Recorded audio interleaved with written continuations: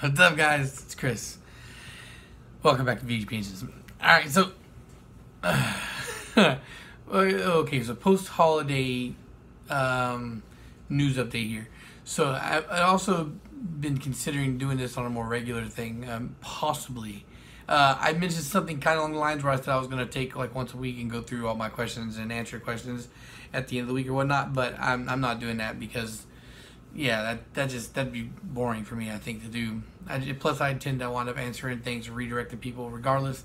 But was it one of the old subscribers, dude, fucking popped up in videos recently. He's asking a lot of questions. It's not just him. There was a couple other guys too that were popping up on Instagram and whatnot and talking about things that I've been uploading recently. I'm like, well, yeah, I'm a little confused to how that you would not know exactly what I was doing. Like, why are you commenting on something that I've already recently talked about in a video or whatnot. Yeah, so so I figured maybe to kind of condense everything into one spot, because I've been doing so much recently, that I would just do this, and hopefully it won't be too long of a video. So if you are watching on a regular basis, every upload or whatnot, and you're staying steady with the flow, then I guess you don't really need to watch this because you've seen already what's going on. But if not, if you're just popping back in, you just kind of want to get caught up to speed, well, this is it. So it's been a long day for me, and if you can see, I'm still dirty. I haven't taken a shower yet because even though officially I stopped like 2 hours ago, like every once in a while I was going outside and grabbing another part and going from one end of the house to the other. So I decided not to take a shower yet, and then I wound up sitting down eating and watching some videos on YouTube, and I'm probably gonna run soon. So yeah, that's why I'm still filthy. But anyway, just a long day. So what recently was happening with personal projects, right? The CSS Nippon block. The reason why I call it that is because it's Nippon Racing Guts in the CSS block. That's the project or the engine that I was donated parts for or whatnot, and the CSS was also like a sponsorship type deal at the end of last year for my Integra. The Integra that's been floating with me for the entirety of the existence of this channel is now got its heart in there. Where I stand right now from getting that car to start is bolting on the starter, bolting on the fuel rail, and that's pretty much it. And then I can crank it over and have it run. Of course, I want to put fluids in. I need to put fluids in, and that's it. And a filter. So what happened over the weekend for that? Because I've been splitting my attention between so much things. I went to go meet guy Shane up in West Palm Beach to swap out my single cam T-bracket for his. Now when I was there, the T-brackets were looking similar size, but I was like, whatever, like that's one of those things where it's kind of, unless you're fucking really used to seeing them all the time, it's kind of hard to tell what the fuck they are until you have them either on the car or usually on the car. Alright, so I said fuck it, whatever. We came up here to swap brackets. I obviously don't need this. It's definitely a single cam, so it doesn't hurt anything. It could be the one I need. So I grabbed it, brought it home. Today, popped the hood, jumped inside the bay, went to go put the T-bracket on, single cam T-bracket. Now, I know somebody who has a T-bracket, so I already fucking hit him up, and it's already locked in. I'm going to go pick it up tomorrow, so there's that. The other issue I was having was needing bolts. Now, I went to go pick up bolts from somebody the other day. I'm not 100% sure the ones I got from him were the T-bracket bolts I needed, but when I was rearranging my shit outside, the single cam transmission has two of the T-bracket bolts sticking out of it, so I actually yanked those out real quick. And also, one thing I kept saying I needed distributor bolts, and the fucking distributor out there was a busted up distributor mounted on one of the B18 heads I had, so I'm going to take the bolts off that. And then I found one extra bolt on another distributor I had laying in a box, so now I have my 3 bolts. So that's going to be bolted on. I need to get the fuel rail on there, and then the only thing I need to do is bolt on the actual starter so I can actually turn this thing over. And that should be it for that. Like I said the other day, or like I have been talking about recently, I'm not in a super huge rush to get that car running. Now you were like, well, why not? Why would you not? Well, because there's no real pressure on me anymore to feel like it's like everything's already done. And I know at this point it's just I can go out and do one thing and then go out and do another thing, and then one tiny little baby step at a time. And in the next couple of weeks it'll be on for sure. But see, the thing is too is once I get it running, it doesn't really matter. I still gotta put the axles on, which isn't a big deal. But I still gotta put axles in, I still gotta mock up the turbo kit. That's still gonna be a thing. My intercooler that I've been carrying around for a couple of years, it's got a big ass dent on one of the coupler sides. So I'm gonna have to find out a way that I can straighten that out, or I'm gonna have to buy another intercooler because I'm not 100% confident that that's gonna lock down properly. All right, so I guess that's where I stand right now on the Integra. I shouldn't really need to buy anything. It's just mocking up the turbo kit at this point. So there's that. All right, and then now recently with my RSX, my personal RSX, you know, because I have two sitting out front. One's under the cover. Like if you've seen, I got my Integra. I got a car under a car cover, and then I got that shit box that I've been yanking stuff off of. Well, the one that's under the car cover is my RSX that I bought earlier in the year. All right, it's my shell. I was missing some things for that. I was missing axles and a harness and an ECU to get that car running. You know, I have the rest of the swap already on the side. Now I'm not going to do a stock. I'm not going to take my time putting a stock swap in there. That's not what I do. And I play with the idea of just going high compression, but nah. If I'm just everything's out of the car right now. I mean, I bought it as a shell. Everything's sitting on the floor right now for me to get at it. So why not build it? Now I tried to go with Jesse to get some Tron pistons. Jesse was offering me his price for them, which was great. But it's holidays and dude's mad busy, so it kept getting pushed out. So I bought Manley pistons instead. So as far as my RS6 project goes, I bought an A2 crank several weeks ago, and I'm going to use one of my A3 blocks, most likely the one I just pulled from the other car. And I'm going to use I got like CX Racing rods. Yeah, I know, CX Racing, but I only plan to see 600 wheel horsepower out of this car because I'm staying on pump gas. All right, and the Manley forged pistons. So I ordered the pistons a week ago, earlier last week around payday, and I also got the bearings. Both the you know, I went up getting bearings separately because I didn't want to pay $100 and some for the kit. So I bought the rod race bearings because I didn't have a choice. I couldn't buy regular standard ACLs for them, and then I got the standard ACLs for the mains, and I bought those separate. So but they are both already in South Florida. They're in Opa-locka as of now. Both of those are, and the pistons are in Hialeah. So I should have all three of these things here tomorrow. All right. So then it's gonna start with the process for the teardown. I'm probably, like I said, I'm probably gonna use the swap that I just pulled out of the RSX donor, simply because of the fact that I already have it in the front, and I have an engine stand in front there, and instead of dragging it all to the back. So I'll just break it down and do it on my front porch. I'll just try and keep it somewhat hidden to keep it a little bit private. But I think at this point, everybody in this fucking neighborhood knows what I'm doing. It makes me a little nervous because I've had a couple people come and slow down as they drive by and then speed up and whatever. But the only thing I can say to that, man, is like my bed is right next to the window where the cars are and all my parts are, and I sleep with a gun in the nightstand. So if I hear any weird noises, I'm coming out fucking cocked and I'm popping off shots without questions. Oh, and another thing is too, generally speaking, I'm up till 3 or 4 o'clock in the morning regardless, So I did the window for somebody to jack me is very, small. Of course, that's not an invitation to try. Don't risk getting your life taken coming in and fucking with me, because I will shoot you. Seriously. but anyway, okay, so. I'm gonna film the K build. Now I know I did that shit with the A3 before, but I also said too that I was gonna do one more because I did make a fudge that got corrected off camera, and I want to point it out. It's not a big deal, guys. Like, it's not gonna kill you on anything.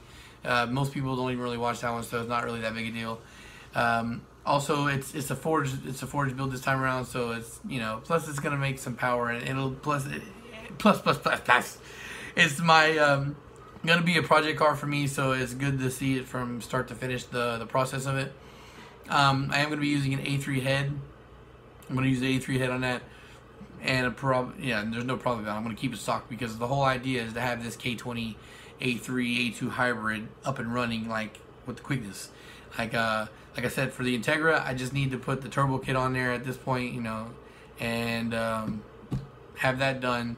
And then I can send it off to be tuned, and then hopefully as the time, the goal is to have my long block 100% ready to go well before I'm even getting tuned, right? So now the last thing I needed to complete the long block top to bottom was the ARP head studs, which I wasn't going to plan on buying anytime soon. But a subscriber, Sean, has decided he's going to send me something. I gave him the address a couple days ago, so as far as I know, they're in the mail already, and that's cool. And so hopefully what happens is I'm gonna buy a FL Pro head gasket locally at the auto parts, and so all my stuff will be here for ready to rebuild soon. And I just gotta tear down that A3, and that's probably gonna take me a while, because I'm being lazy. But I don't know. We're gonna see what's going on. I'm gonna try to stay productive. Try and get this done. In a timely manner, in a timely fashion. And then I guess that once the long block is assembled, I'm gonna probably bring it over here and nestle it right under my motherfucking Christmas tree, because that's gonna be my present to myself. All right, so there's that, and yeah. So I really just wanted to get y'all up to date on the process of projects. Now I know that you guys say it may seem like I'm overstretching myself. And it may seem like, well, you're trying to do too much too soon. Like, it took you years to get the Integra up, to try and get anything done on the Integra. So why would you be, tackling another car at the same time? Well, a very large part of the reason why is because I didn't have money to spend on the shit. Now I have the money there to spend as needed, so things are going to be speeding up a little bit. Also, another thing that I talked about sparingly that I guess could be thrown in here for this update is that today I took the time to organize my shit as best as I could. I put my wall up, my door wall up on the my little tent setup out there to try and block off some more of the weathering. And I finally got my shelf outside. You go to Steel on Instagram and whatnot, and plus I made a video for it, and I put all my heads up on there. But I still very limited on space. I need another shelf. And see, the thing is, I'm not even sure I want to go with that same kind of shelf, because it's good enough for what I originally intended. Now, I originally intended for that shelf to be bare blocks. I was going to stack all my bare blocks on it, and it could easily hold 3 engine blocks per shelf, and I think it's like 4 or 5 shelves on it. So that wouldn't be bad. But the problem is, I guess it's not a problem, but it's just, time thing. Is that the only way that works is if I tear down every single engine I have, of course, ahead of time, and then that almost gives me more parts, because if I tear them down and leave them bare, and I'm putting the bare blocks on there, that means that I gotta stash pistons and rods separately, and oil pans separately, and all that shit. So that almost makes more of a mess for me to get the same kind of shelf I had. So it kind of seems like I would need to get something a little bit more heavy duty and something bigger, so that way I can put an assembled short block on there. Because I put an my assembled Vitara short block on that shelf, and I could definitely see that it was sagging, and that was just a single cam. So I can only imagine what would happen if I tried to put a fucking K or a B series on there. So that's another obstacle I gotta tackle. Another thing that I'm thinking about doing is getting one of those weatherproof boxes. They're like $60 or whatnot, and because I have space on the side of my little tent thing that I don't have to be in, and plus I got the backyard. And put parts just dump it in like a fucking food trough. Yes, I'd have to dig to find what I need, but at the same time, my main problem is just keeping shit from rusting. So even though it'll be a fucking hot mess of parts in there, it won't be no further damage, because that's my biggest concern. And so maybe if I can take all my little odds and ends small parts and toss them in one of those big 60-gallon buckets that are weatherproof, I can do that, and then it'll be easier for me to get another thing of shelves or whatnot in there, and so that way I can get the engines on there, because I really just need to clear out my center space. I'll never be able to build an engine back there the way things are right now, and that kind of sucks. I don't mind building on my front porch. The only thing I do mind, of course the landlord isn't gonna like that the most. He's mentioned more than one time, hey, move everything into the backyard. You can move your work area into the backyard, because he's cool about that. He's doesn't mind what I do, but of course doesn't want to be seen. But I did clean up everything in the front. Everything's lined up, spread out along the front wall, and covered, so it's not so bad out there. But trying to do what I'm trying to do. Okay, so I guess one thing to talk to two things I'm going to touch on as future projects. I know a couple of weeks back, or maybe even a month ago, I said that these are the engines I'm building right now. This is what I'm going to focus on. I guess I kind of put my foot in on that one, because I'm already leaning in an opposite direction. Because I said I was going to build another Vitara. I said I was going to build another high compression K28.3 and stuff like that. But I'm not so confident that I am anymore. because I got a J30 for one I want to do, and I'm already kind of thinking about, you know, another K series build, but not for an RSX chassis, but for an older chassis. I think I would like to tackle getting an EG hatch or whatnot, but then that also goes back to limiting the space that I have.